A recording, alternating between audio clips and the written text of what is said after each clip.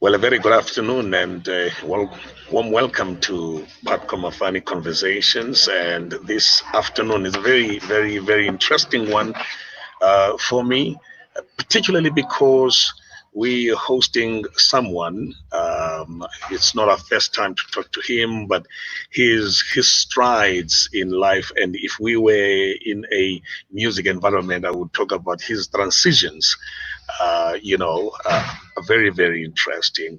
He's my role model in terms of being resolute in what he does. His focus is enormous in achieving what he wants to achieve. Man of his own word, a principled man also. Ace Ncobo is my guest. Kubev, it's such an honor to welcome the new chief executive of the BBF, the Black Business Forum. A good afternoon to you. Chawe, good afternoon to you and to the hordes of followers of your platform who have joined to enjoy the two of us being in conversation, because this is not an interview, it's just you and I having a conversation about issues, and I'm looking forward to it. Thank you. Thank you. Well, Madonna, obviously, I think allow me to move from the known to the unknown. Ace Ngombo is not new to the South African public, to the South African television, radio, media audiences, because of your impeccable record, particularly in sport, as a FIFA match official of note, first of all, an award winning one. So even before we start, chatting about the Black Business Forum, tell us about Ace Noble, the businessman. That's a part of my life that I have always sought to keep on the back burner. I have always tried to allow my sports personality to shine through in everything that I do.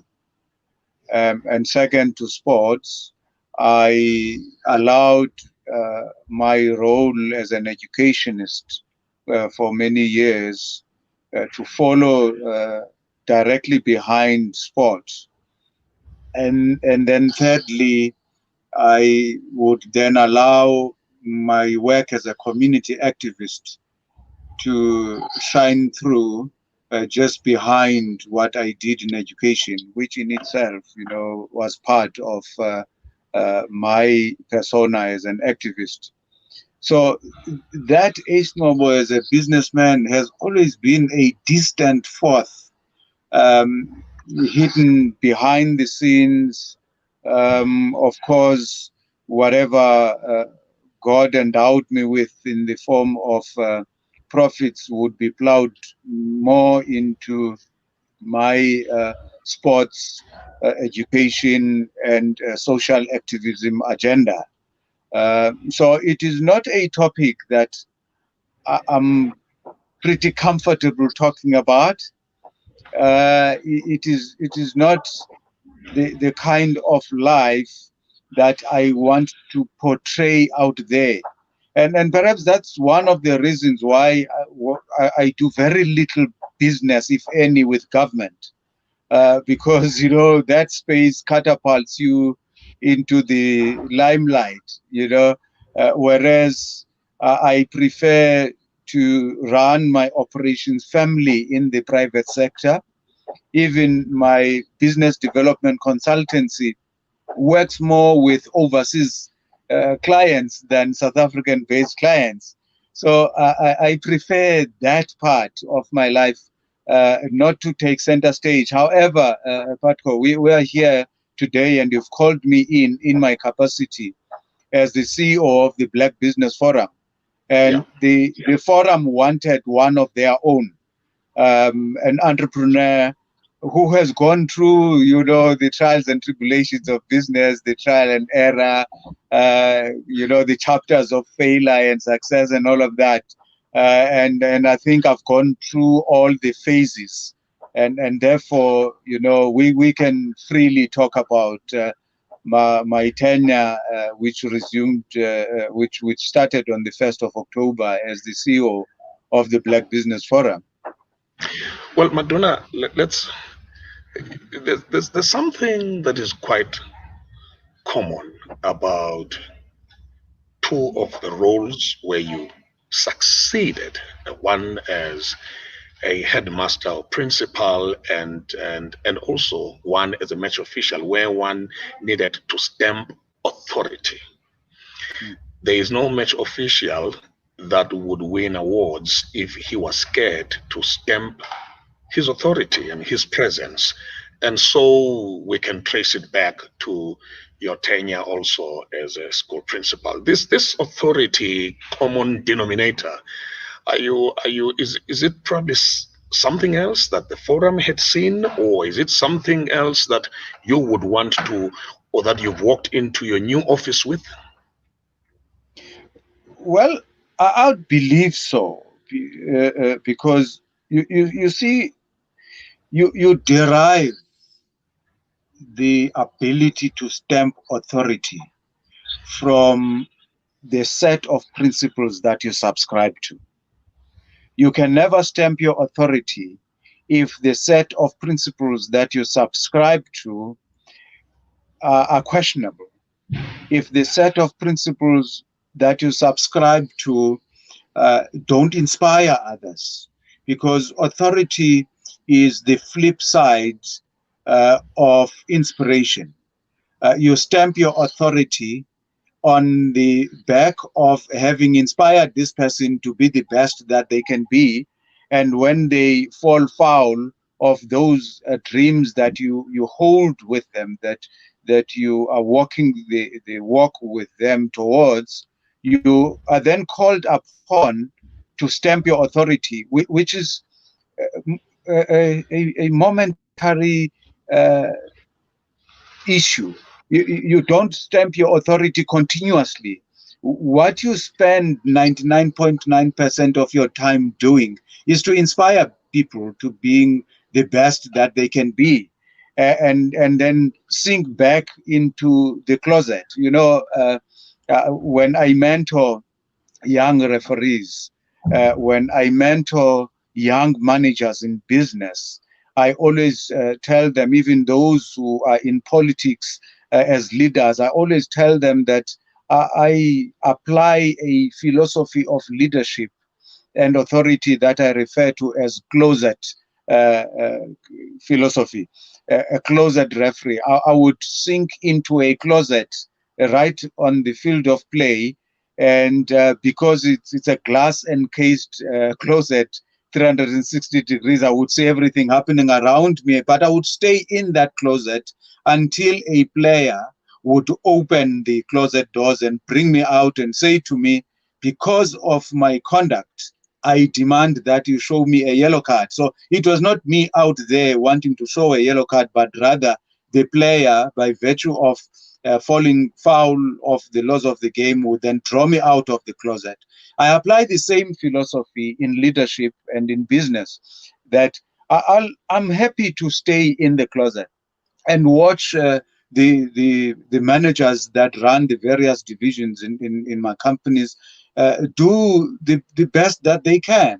And it is only in moments where I feel that they are falling short of their own capability that I would step out of the closet and stamp my authority. So I think the leadership of the Black Business Forum are businessmen in their own rights. They are people who are very wise. And when they decided to go out and headhunt a replacement for the erstwhile CEO Thando Mpulu, who has done a brilliant job in a very short space of time, they wanted somebody who can step into the position and of course, carry a certain level of dignity and aura around him. And I know that I wouldn't have been the only candidate on their search list. So I'm very humbled that they recognized Chawe, whatever they did recognize in the set of qualities and attributes that I have. And when they approached me, of course, my immediate response was that no, I have retired. I don't want to have anything to do with a formal engagement, paid or not. But then they persisted, and they showed me different scenarios and reasons why, at this juncture of its life, the Black Business Forum, which I am a member of, needed somebody with the set of qualities that I happen to possess. So Correct. on the basis of that, I then accepted the task given to me. But then, Maduna, and what you're saying is very important, because from the perspective of a South African member of the public, you you you walked out of the sporting environment, in cricketing terms, not out. And as you commenced this momentous task as of the 1st of October, how do you hope that that will help you navigate an effective leadership for the Black Business Forum? Look, we are starting off on the back foot. There are historical issues relating to Black business in this country. You must remember that we are way behind in terms of our inclusion in the mainstream economy. Go to the Joburg Stock Exchange, for instance, Chawa, and you will find that there are less than 2% of listed companies on the JSE that are 100% Black owned. That alone should tell you that we are way behind where we should be. And that kind of answers a question that some ask. Why do you want to call yourselves the Black Business Forum? And we proudly call ourselves that because we are indeed Black business people. We are Black business people who have been given the task of turning the situation around, of driving the inclusivity agenda, of driving, in practical terms, economic transformation and the inclusion of Black entrepreneurs into the mainstream economy.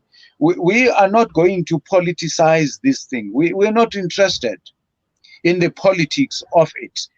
When we talk about radical transformation of the economy, I know people will attach that to certain political organizations. For us, when we define the concept of radical transformation of the economy, and we're not saying radical economic transformation deliberately so. We're saying a radical transformation of the economy.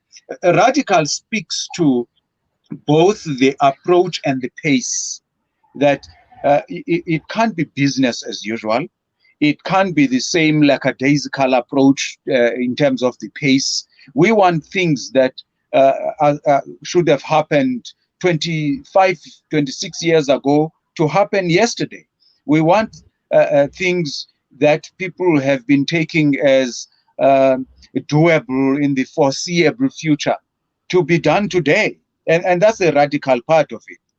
And transformation for us is not about taking away the portion of business or taking away wealth from white hands and putting it into Black hands. That's not what we're about. What we're saying is that let there be opportunities opened up for our Black entrepreneurs to step up to the plate, to have the same opportunities or even better than their white counterparts who have had centuries of a head start in the mainstream economy. And we will work our way up, create the opportunities, remove all the barriers to entry, assist those who have bankable ideas with funding, and then we're going into that transformation of the space so that we reduce the 98% ownership of companies on the JSE that are owned by a minority sector of our population. We reduce that as we increase the percentage of black-owned businesses. And then the latter part where we talk about the economy, we are speaking about the entire spectrum of the economy. You know, the biggest portion of the economy in the country now is informal. It's informal, unregistered, unbanked, and yet it employs way more than the so-called mainstream or the formal economy. So part of the mandate that have been given by the leadership of the Black Business Forum is to work with the existing state entities in a very focused agenda to bring in our micro enterprises, our informal traders into the formal economy, first of all, encourage them to register their businesses. You know, there are certain myths that have not been cleared in their minds. That the moment you register your business, you are immediately sharing your profits with government. They don't know about the tax thresholds. They don't know about the tax calculations and all those things. They are scared of putting money in the bank because there's a perception that the moment you put money in the bank is going to take it away. They don't know that for that sector of the economy, there are banking products that are completely free of charge. And we're speaking to the banking institutions to work hand in glove with us. I won't mention names now, but there's already one that we are almost entering into an MOU with to assist them in their agenda, a beautiful agenda of converting informal trade. Yeah, sure, sure. And I'm going to come. I'm going to come to that, Maduna. What your office is doing in terms of the development of Black business people in the Eastern Cape. I just want to throw another spanner in the discussion. The Black Business Forum is not the first one, and yet we're seeing Black people economically still disadvantaged. I mean, from the dark days of apartheid, we had a movement, the Chamber of Commerce, NAFCOC, who stood for unity, coherence, and effective equality for Black businesses, and things were tough, but they were such a strong brand. They even made sure there's a participation of women in various ways, including visibility of women through participation in business and visibility of women in terms of brand extension, making sure that the NAFCOC brand was appealing through beauty pageants. I mean, Miss NAFCOC, for instance, was second only to Miss Black South Africa as a beauty pageant of esteem. I mean, if a lady won Miss NAFCOC, you at Sun City, that was quite a title. And I want to establish something here so that me and many others that are watching don't get lost and confused. Does the Black Business Forum collaborate or work with NAFCOC? Are there relations? Are there areas where Black Business Forum says, okay, wait a minute, NAFCOC, there you've played your part. We're going to move it forward now. So those kind of collaborations, I'm very much interested in us being educated by yourself, particularly going forward about what are the relations between these, particularly those that would improve my life as a Black business person. I love that question, Chao, and it's a very pertinent question, and we need to answer that. The Black Business Forum is not a replacement for any of the existing business formations. It is not in contest with any of them. We've defined a specific agenda for our members. We've defined an agenda that perhaps those long established business formations, and I don't want to mention the names and rattle them off, have maybe grown too big to handle. Because if you remember when NAFCOC started off, and I was a small rural trader running a few shops in the villages around my hometown at that stage, and I was still a teenager when I started off in that, and I was a member. And there were continuous meetings, and even as a small time village shopkeeper, you felt that your interests were taken care of, and that was pre 1994. When the government of the democratic era opened up opportunities for black people that were previously denied, especially in the big industries. Some of these business formations, correctly so, entered the space of big business. And increasingly, those of us who were still, anchored in our traditional roots and running our small operations in the rural areas felt, uh, progressively displaced out of the bigger scheme of things. There were bigger deals that people were pursuing. There was a bigger agenda, and of course, that would keep people, in and out of meetings, back-to-back meetings, and there would be very little time spent looking after the small man on the street, for lack of a better phrase. And that's why some of us have felt, no, let's take a step back and say, who is taking care of the entrepreneur?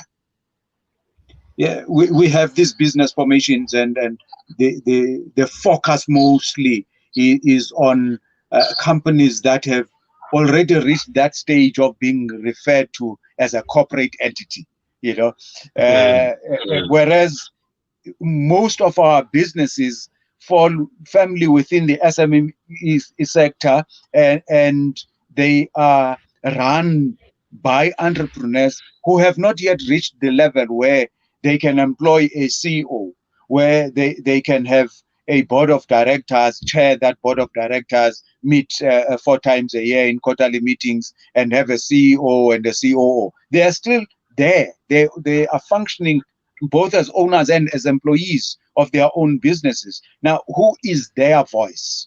The other business formations have become too big for those who are still, at the growth level.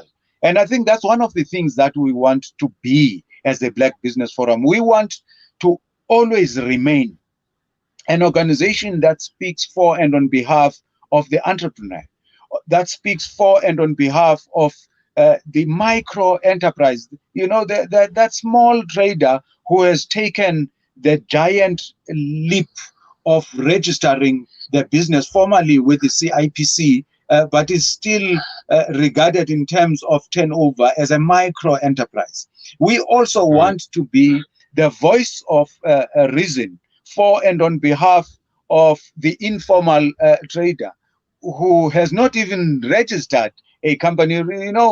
When we entered business, Chao, there was a category of registration which was referred to back then as a sole proprietor. It has since been removed from the categories. It first graduated into a closed corporation that, those who had sole proprietorships would then easily register closed corporations. That has now since been removed as well.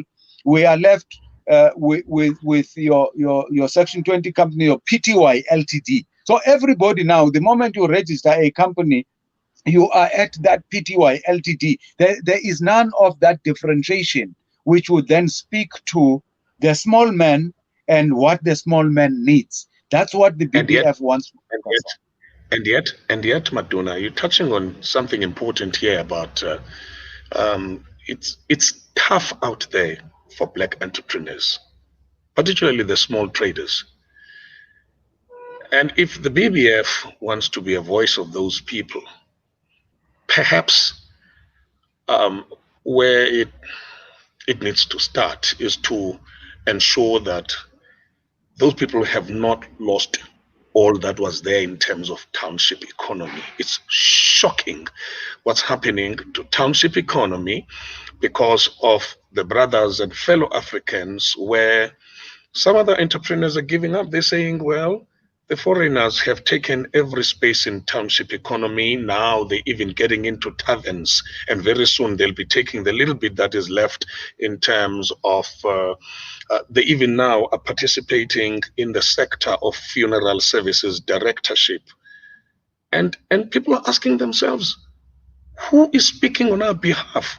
I mean, from the spaza shop to the taverns, to everything. Township economy is almost becoming a phenomenon of yesterday. Is this a worry to your office, particularly as a new CEO? And how are we going to undo this? Because whether we want to keep it apolitical, at some stage, we're going to kick those doors with the politicians to the tighten the controls of foreigners getting into South Africa, taking every little bit of township economy away. Zinqabile ngoku ibhizinesi kuthiwe yakwamafani la trading store. Okay, we've just lost to Maduna, and I'm hoping that he's going to dial back. And I'm seeing you, friends. Sisno Lundi Matomane, I'm seeing your questions now. Beauty Kotela, I'm seeing your questions. We're going to come to your questions. I'm just worried about the fact that the little bit where our people survive.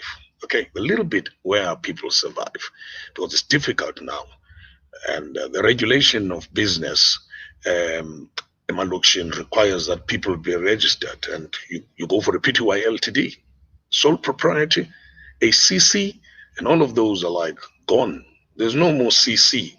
Okay, so the laws are making it tougher, and yet access into townships by foreigners have made it even tougher, have made another competitor for small businesses and traders a malfunction. So it's becoming more difficult. So for black business, it looks like there are more enemies than friends. So Maduna is back, and I'm glad to welcome him back.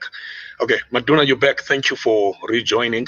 And we're just talking about the fact that it looks like there are more enemies for traders and small entrepreneurs than friends, including this thing that we spoke about, a township economy. During this conversation, we'll be touching on a number of things, including our province being largely rural from an agriculture point of view, if this is part of your vision, including ocean economy and all of that.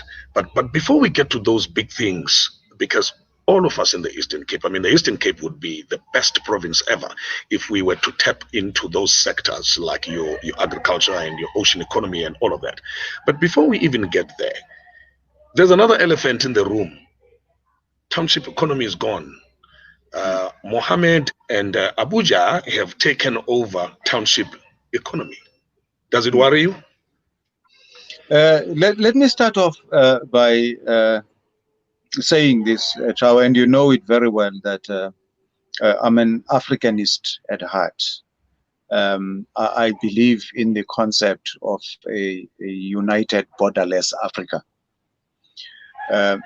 But I believe more in a united, borderless Africa, which does not do away with recognizing that there are historical imbalances that would need to first be dealt with before we can reach that almost utopic scenario where we have zero borders and there's free trade across all the 54 countries on the continent. It's an ideal that perhaps our great-grandchildren will achieve at some stage. But in order for us to reach that ideal, each country on its own must first be strong enough to enter that relationship from a position of strength. Now, if we allow a situation where what used to be referred to as black business within the township and village economy to be usurped by expatriates, it means we are forever postponing that moment when our country would boldly declare to the rest of the continent and say, we are now strong enough to enter a unified and borderless single currency Africa. We'll keep on postponing it because our people will forever be in the doldrums of the economy. Now, let me give you an example, a practical example. I'm taking this interview from my office in the little town of Dujwa. Now, it's referred to as a town, but really it's a village town. So it falls squarely under the ambit of what you referred to earlier as the township economy. There are 27 hardware stores in this town. 27. Out of the 27, 25 of them are owned by people from other countries, Sure. especially people from Pakistan and Bangladesh. Mm. 25 out of 27 hardware stores owned by people from other countries. Of the two that are left, the one is Build It, which is owned by the Spar Group.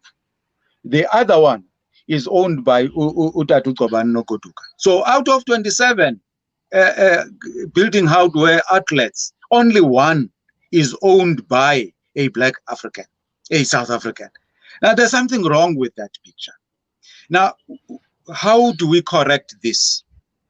Do we shut down these hardware stores? Maybe, but what do we replace them with? Do we have the capital? Do you have the 5 million rands capital just for stock holding that is required for you to open a hardware store? You know, the lowest levels of stock holding in your hardware store would be around 5 million rands, just to make sure that you have one of each item, that when a customer comes in, they can get it. If you're saying let's close them, do you have 25 South Africans who each have 5 million rands that can step into that space? No. Now, what can we do? Let me again give you a practical example. Each of these hardwares were running their own delivery vehicles. So you walk in there, you buy from a Pakistani a load of sand. The truck that will deliver that sand to your place belongs to that Pakistani. And yet there are people, local people, who own trucks. Now, because in that space, they already have the capacity to replace that which is foreign owned. It was easy, perhaps not so easy, because there had to be an element of cohesion in that regard, to say, look, we've got trucks. We understand that we can't displace you as operators of these hardware stores, but give the deliveries to us. So at least that element in the value chain has been taken over by local entrepreneurs because they have the capacity to deliver in that regard. We have now taken up a discussion to say, perhaps we can't compete with these people at the retail level yet, but we've shown them that we can take a portion of the value chain, which is the delivery logistics side of it. Let's now start looking at the supply end of the building materials industry.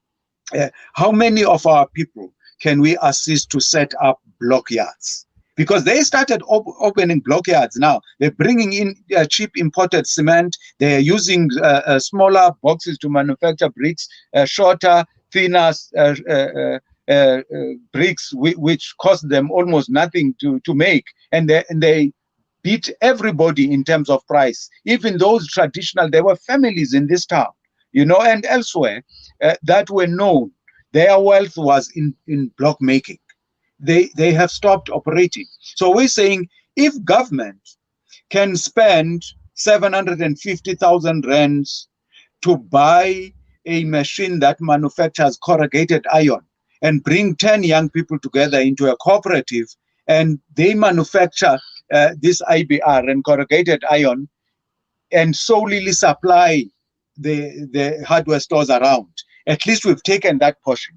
We can then go to them and say, no, you are no longer going to bring truckloads of corrugated iron into this town because we have the capacity to do that. So I'm giving you this practical example so that you can see what the agenda of the Black Business Forum is. I said earlier, we are not about taking away wealth just for the sake of doing so. We are about ensuring that when we speak for and on behalf of our members, and for those who are not necessarily our members but deserving of the voices that we're making out there, they must first be capacitated to replace that which we are complaining about in the economy. We are not mavericks. We are not mavericks. Yeah.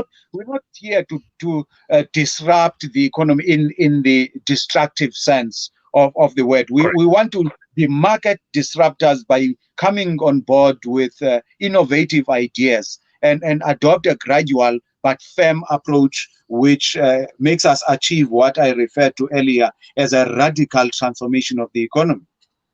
Correct.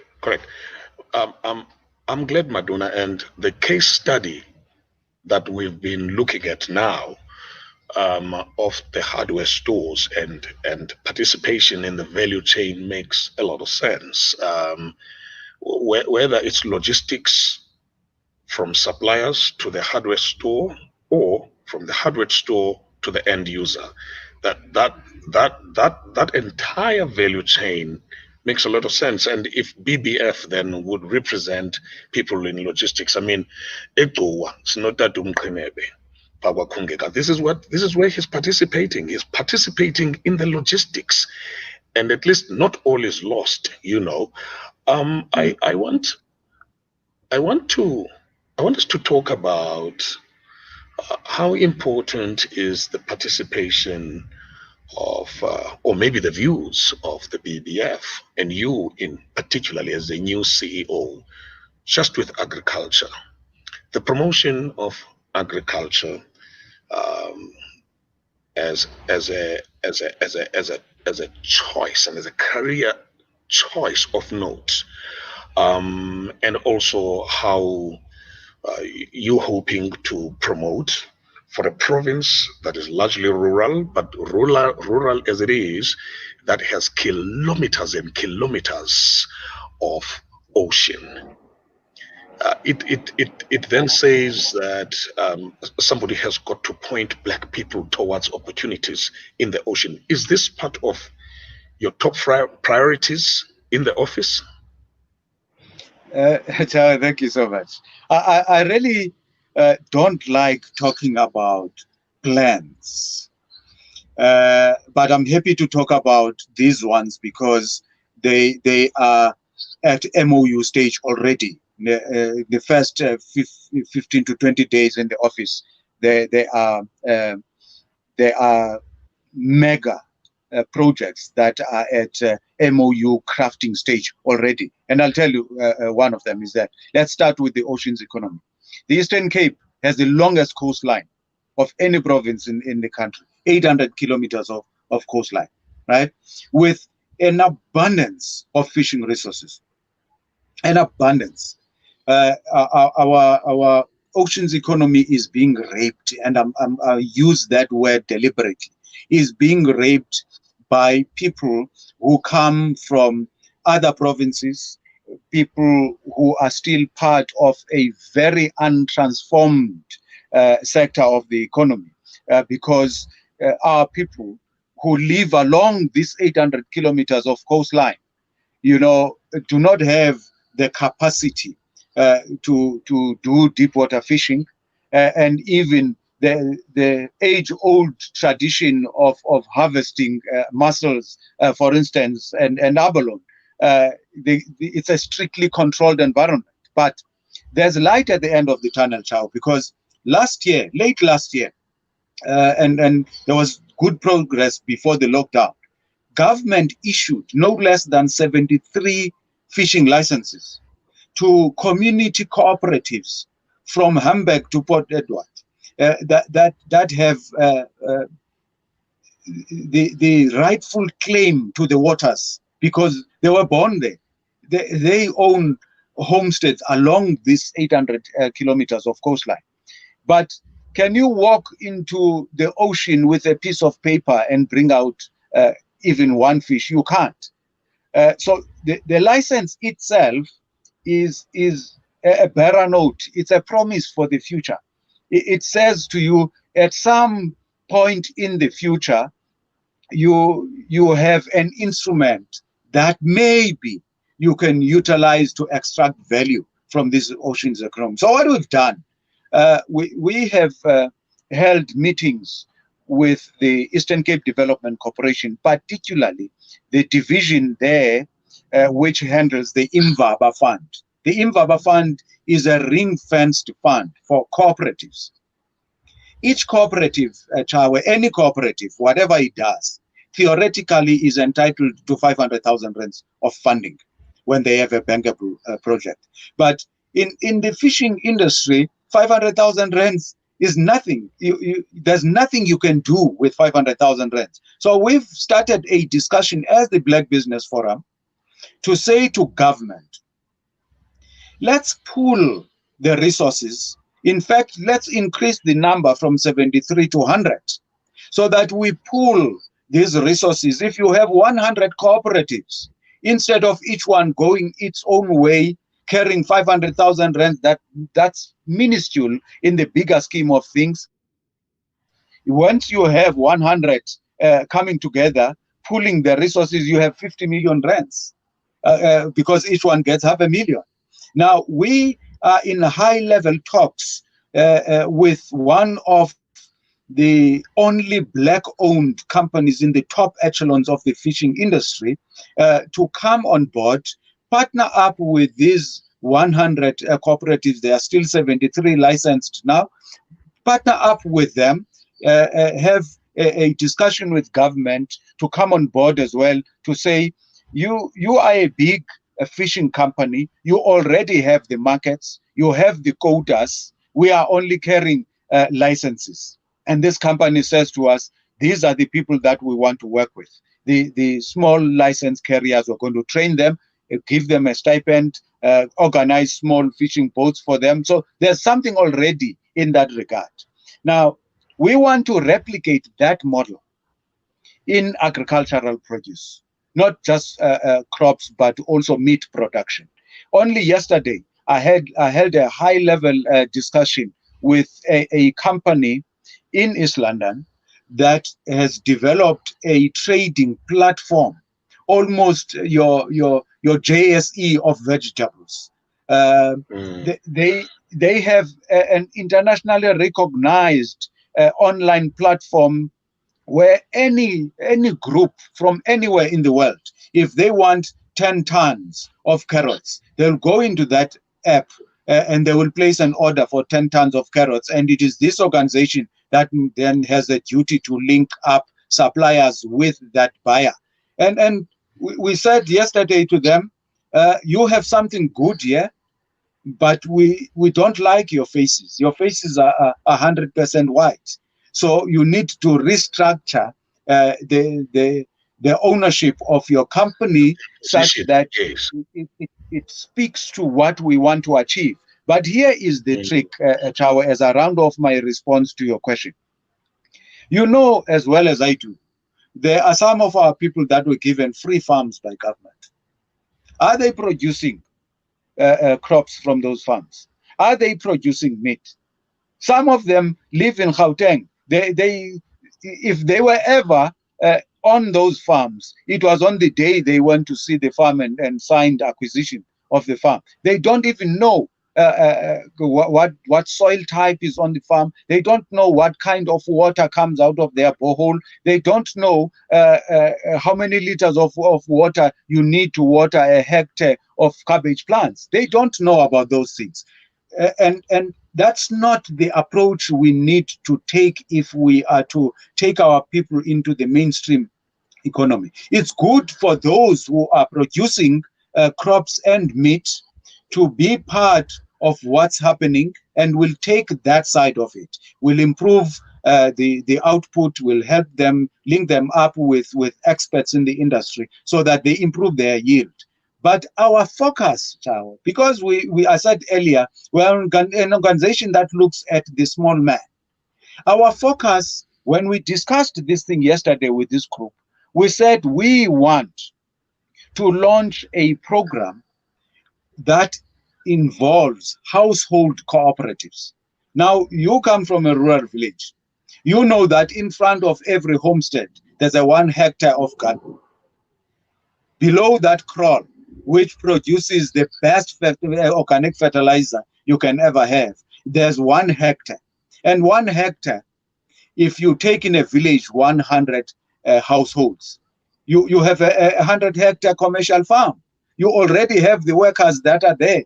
The only thing that's preventing our people from producing is because they don't know who to sell to thereafter. And our partnership with this group that already has existing markets answers that question, to say there's already an existing market. If you grow 100 heads of cabbage, keep 20 for household consumption, because we're also cognizant of the fact that our people's food security needs to be at a high level. Keep 20 of those, give us 80, because there's already a market. It's an incentive for people to produce. There has been a big story about the national SPCA trying to stop a ship from shipping from East London, a live ship to the Middle East. There are 4 other countries that want the same deal that Al-Mashi has of getting sheep from South Africa. The sheep that are being supplied there are still coming from white-owned commercial farmers. How many people in the villages do you know who have dozens and hundreds of sheep? They are looking for markets. So we want to replicate the model and say, as we are exporting this live sheep, we need to bring in the small-scale farmer. You have 10 sheep to sell. I have 5. The other one has 15. All of a sudden, we have 30 sheep that we can sell. You know, co-ops, and I think you mentioned the key word co-ops. Maduna, I just don't want people. Okay, it's about 8 minutes. Time flies. Time really flies. It's about 8 minutes to the hour of 6. I just don't want us to lose the agenda of the BBF when you say our focus is on the small man, because there is a tendency that big men from other provinces come into the province when it comes to sectors like infrastructure and electricity. I need you to address that, because these are huge opportunities with billions of rands, and you have isikhakamela sebhulu mhlambi lisuke eGauteng bengawo behlabe inyoka benxiba impahla zekaki in the province, because maybe sectors ezifana ne-infrastructure and electricity were not on the agenda. Are they on the agenda? If they are on the agenda, how do we hope to crack it for an aspirant, qualified, somebody, young person, young woman with electricity, and also as a civil engineer. So I just don't want us to have it sounding as if as a sectors ne opportunities as ngulu as balulekanga with BBF. No, look, as I said earlier, that it is the mass-based approach to transforming the economy is a primary focus of the BBF, because we recognize that the economy is driven by entrepreneurs. It's a primary focus area, yes, but it is not an exclusive area of focus. I'm glad that we've spoken for almost an hour now, and it is only now that we are talking about the space loosely referred to as tendering. There's this term that I hate the most. When people ask a businessman, "Oh, you're in business. What kind of business do you do?" "No, I'm in tendering." What sort of business is tendering? There is no business Mm, that's called tendering. You are there because you do business with government, right?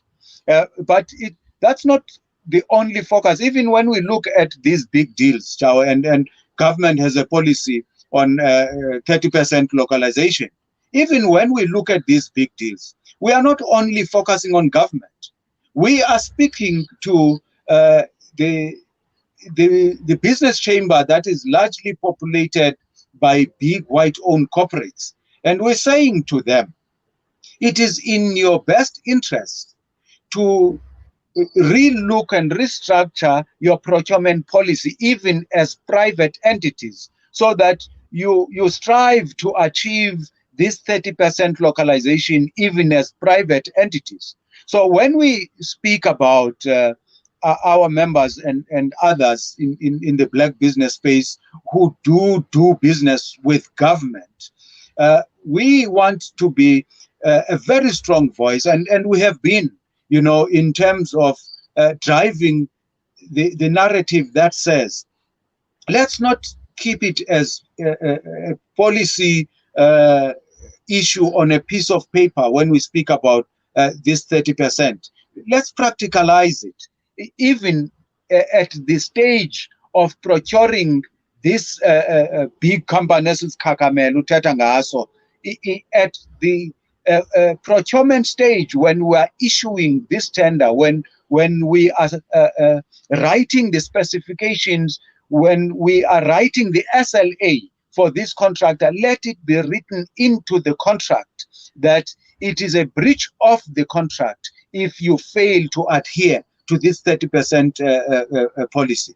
Now, one thing that we're not getting right, Chao, is to say, for each sector, let's say road construction, and surface roads, which require companies to be CIDB level 7 and higher, right? yeah. We want to create a situation where we say to government, here is a database. Yes, it sits on the CIDB, for companies all across the country. But we want to be able to say, in the Eastern Cape, we've got these 20 black-owned companies. They qualify to do surface roads. The only problem is that they can't effectively tender because there are certain financial guarantees that must be given for those mega projects, and you must have a certain threshold in held assets in order for you to prove to government that you have the financial muscle to carry out this project. Remember that government does not prepay. You need to go there, work, and then come and ask government to pay for each stage of the business. So, which means you need to have the financial capability to be able to carry out the project. Now, we're saying, even though they are at that level, they do not meet the threshold requirements in terms of that financial capability. But here is a pool of them that are ready, right into the contract, that when we bid for these projects, you then have a pool of companies that have capacity. Remember when we made the example about the hardware stores, we said we don't want to replace hardware with people who have no capacity. Even here, we've heard of stories of people stopping government projects that are needed, service delivery projects that are needed, and claiming 30%. And when you ask them, okay, what does this 30% constitute? Do you have the machinery? Do you have the financial ability to carry out at least this 30%? You find that no, they don't have the capacity. So we're saying these companies, even though they can't bid for the entire 100%, they are in a pool which can at least be considered for this 30%. So at contract stage, assign as a deliberate act, assign a company for each portion, because you'll have 30% of preliminary works. If you are constructing a road, you're doing the road bed, There's 30% of that. There's a company that you can attach to that stage. You Maduna, are doing stormwater drains. You're doing sure. stormwater drains. There's a company that you can give 30% of that to. So that's what we want to focus on. Maduna, because of time, and I know that you've got another big assignment at 7 o'clock where you'll be having a conversation with Minister Figile Mbalula, and you'll be discussing transport, the sector, how it benefits. May we also request your platform to apologize to all those that have been waiting in anticipation for that session. Because of the challenges at PRASA, the minister has been called to an emergency session, and we have then had to postpone that session at 1900 hours. Thank you so much. Okay. No, that's fine. Okay, Maduna, maybe I do believe that there is a need for a part 2 sometime, whether it's after 2 weeks or whatever.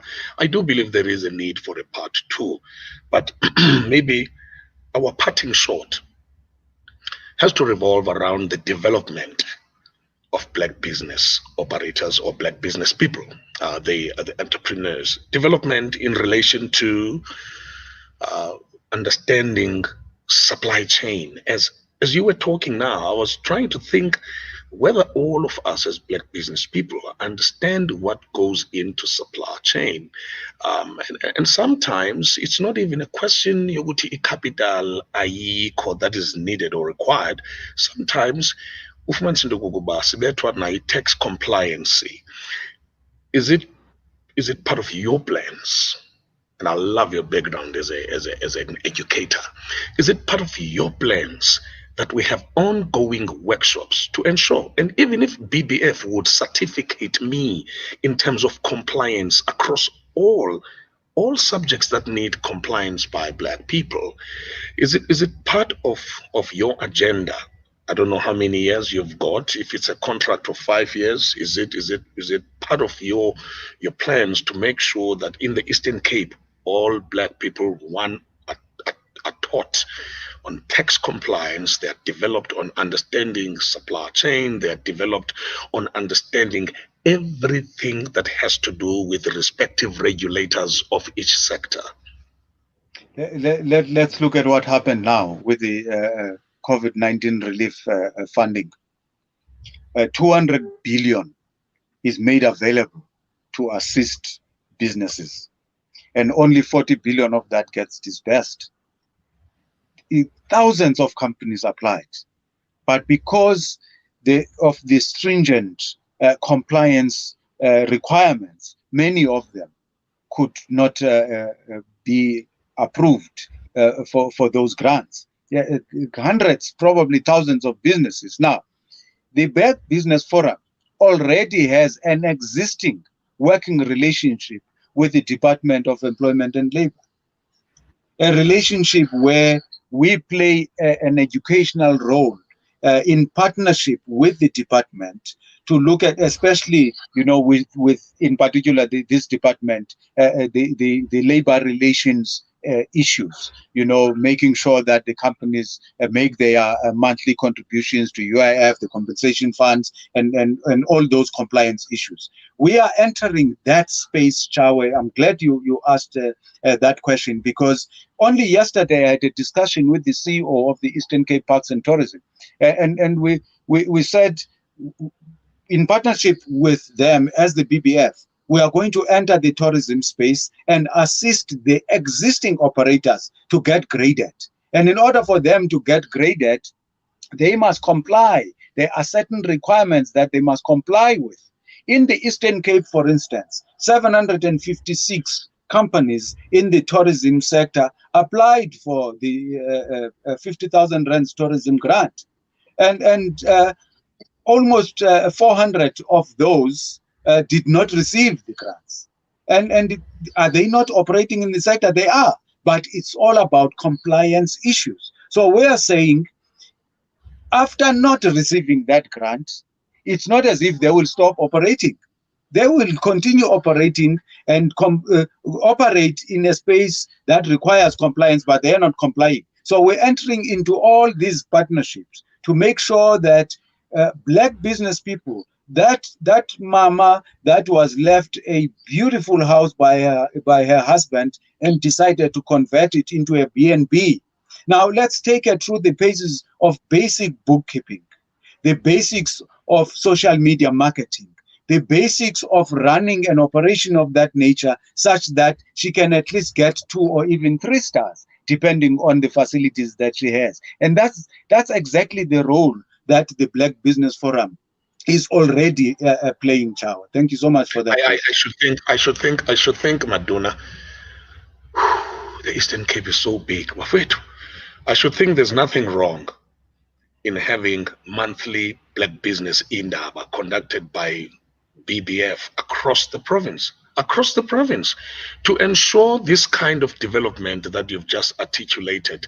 So the BBF can satisfy itself that across all 8 districts, even if you partnered with the district municipalities to provide facilities, for this kind of indaba, I should think personally, and fully supporting your office, fully supporting you, there is nothing wrong with monthly black business indaba. There's morning webinars is I'm talking about physical interface and interaction with people. Your parting shot, it's a real parting shot. I've spoken about a parting shot before, but this one has to be our parting shot. The plans, any itinerary, something that says, hey, Alwal North, we are coming. Hey, Cradock, we are coming. Peripheral areas, we are coming. We want to make sure that you are developed. You're doing the right thing. However, from a structural point of view, we are still building our district-based structures, and our objective. You are talking about the 6 districts and 2 metros, which is 8 major areas in the Eastern Cape. We are taking the Black Business Forum down to local municipality level. We want to have presence at local municipality level, because there are situations that are unique to each locality. And sometimes when you take a broader view of things, that's the mistake that we spoke about earlier, where you lose the small man on the street. And we don't want to do that. That is why we have a very strong provincial structure at the present. We have about half, maybe 5 of the 8 district areas that have structures. We want to complete 100% of all 8, and then assist the district structures to roll out a program of establishing structures at local level, so that when we talk about these interactive sessions, people don't even have to travel beyond their own town. We have them at local level, because we've got people there that have been in business for a long period of time. Take, for instance, Utatu Ngumbela. He never went beyond standard 2 in school. He's one of the most prolific entrepreneurs we know. Imagine him standing in front of youngsters and telling them his story of starting off by selling mealies on the streets of Cape Town, and starting to operate a formal business, and how he grew that and grew into property and shares and all those other things. Those are the things you are speaking to. We want to take them down to local level. Lovely, lovely. Madonna, have we got an app at the moment, or is it part of the plans going forward? Our presence, how big is our presence in the social media from a BBF point of view, and an app which is a portal of information where we would just dump some of these important factors for people to run into the app and get all the information? How do they access you? We have social media pages for now. We are working together with a team of developers to launch the BBF website. It's one of the priority areas that I took over from day one, that we should have a properly structured website. Coincidentally, yesterday in the afternoon, I sat with a group of exciting young developers, and we are developing, and we've loosely, I know I haven't run this through the leadership yet, and I looked at this, and they asked me, what do you want to call this app? And I'm going to go to the leadership and beg them to accept the name of this called black market. Now, there's so many connotations attached to the word black, and we want to use this interactive platform on the app to debunk those myths that everything associated with black is inefficient, it will never succeed, and all those things. There's corruption, there's all of that, there's no professionalism. And we are going to show when we do arrive at that stage and launch the app that wherever you are, say you are driving towards PE Tower from East London, and you stop for refueling in Port Alfred, you must just select the black-owned filling station, and the app will tell you, it's give you the map even, and take you to that black-owned. You have a puncture, there's a black-owned tire repair operator. You want a restaurant, there's a black-owned restaurant nearer where you are. That's the level we're taking it to, and I'm sure that when I lobby the leadership to accept the proposed name of black market, everybody is going to laugh because our theme anyway is that we think black, we buy black, we support black business. That's what we are. Ladies and gentlemen, Maduna has been my guest. I promise you this is not the last one. We're going to have a part 2 and a part 3. There are a lot of issues that we need to engage with the leadership of the Black Business Forum Eastern Cape. CEO Ace Ncobo. Kubev, thank you so much for your time and all the best. May we all support the leadership. May we all make sure that we can make and prioritize Eastern Cape Black for Eastern Cape. That's very important. Thank you so much, Kubev. Thank you. Thank you.